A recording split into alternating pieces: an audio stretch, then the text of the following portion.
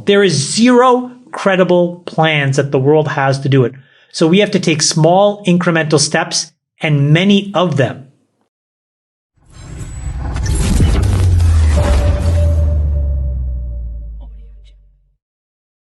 The one big tech company that really nailed this, I think, was Apple. Very early on, they drew a really hard line in the sand with the San Bernardino shooter, because they said, if we allow the FBI to get into this person's phone, even though, what he did was completely heinous, we are going to create a backdoor that will become an exploit for everybody, and we are drawing the line on privacy and security. Now, different set of issues, but it just goes to show you there have been a few examples where some of these companies have drawn a hard line. And then in that example, and I think, Jason, you mentioned this, they went to Israel and had that company hack the phone.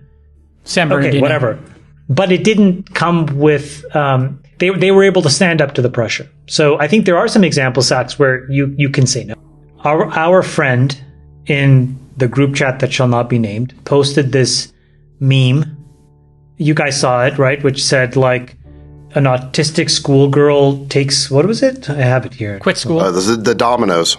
The dominoes. Yeah. You can show the dominoes, but basically it said, an autistic Swedish girl decides to skip school is the little domino. And 7 dominoes later, this huge domino, it says the collapse of Europe's energy grid. And without commenting on the language used in the meme for a second, what is the point? The point is these conversations can so quickly go off the rails and are not about national security and economics and quickly become about moral virtue signaling that you miss the point. The point in the United States, just to be very blunt, is that the cost of electricity has gone up by 46% in the last decade.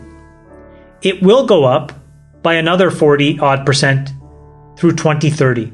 So between 2010 and 2030, the cost of electricity for every single American will have effectively doubled, even though the ability to generate, particularly from wind and solar, have been reduced by 90%. Now, why is that? Well, it turns out that if you look inside the P&Ls of these utilities, it actually gives you the answer.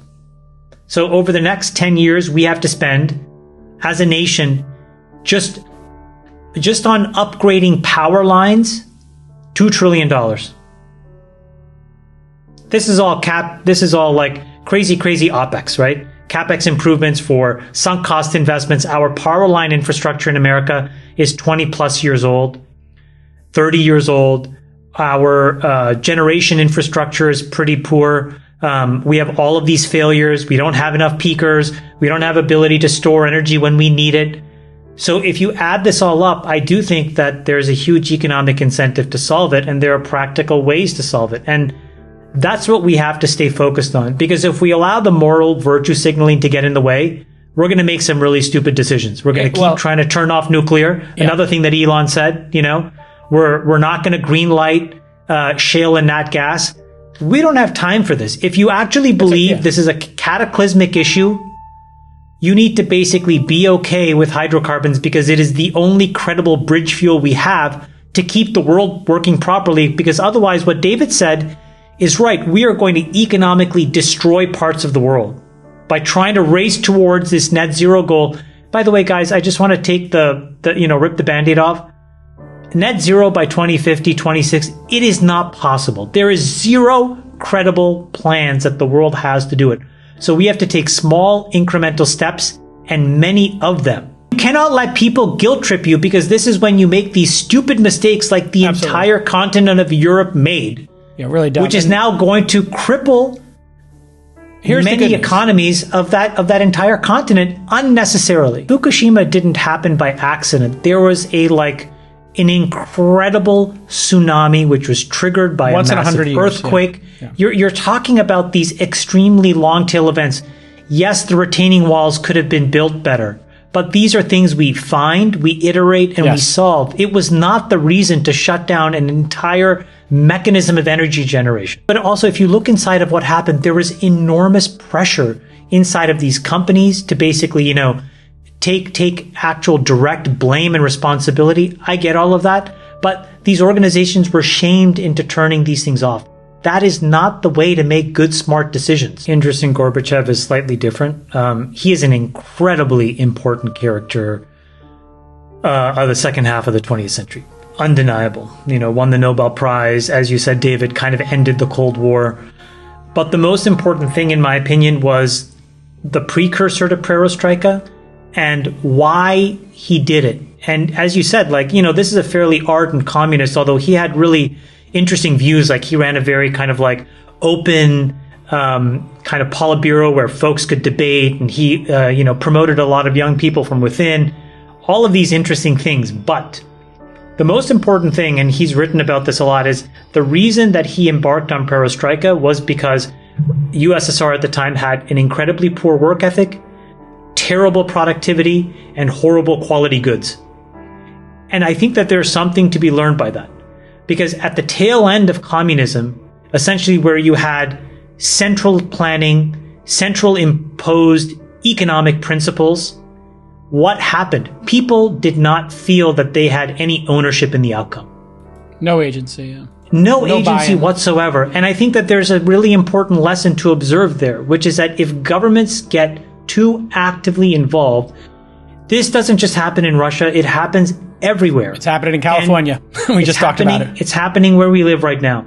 And if you look at then what happened afterwards, it became the aristocracy that basically ruled the USSR before, and then fighting against all these folks that wanted reforms. And that created the schism, which then perverted capitalism for 7 or 8 years through Yeltsin until Putin got there. And that's what created the oligarch class and, really exacerbated a bunch of wealth capture by a handful of folks that may or may not have deserved it. And I'm not going to judge that. But I just think it's really important to understand that he was forced to embark on this because of all of these state central planning policies.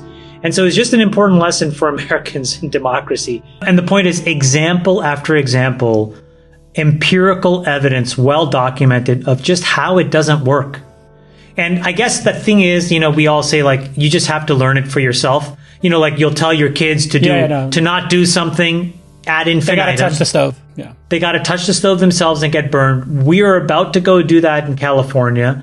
Can you imagine? That's how dysfunctional it got. Yeah. A large driver of Gorbachev basically negotiating these peace settlements with Reagan and this nuclear, demilitarization was in part because he knew he couldn't fight, right? Yeah. It was this realization. They were losing. Again, this is why people should not misunderstand what Gorbachev was. He was not necessarily some democratic freedom fighter. He was a person who was observing the on-the-ground conditions of a socialist system decay their ability to compete. And so he had to capitulate before it was forced upon him.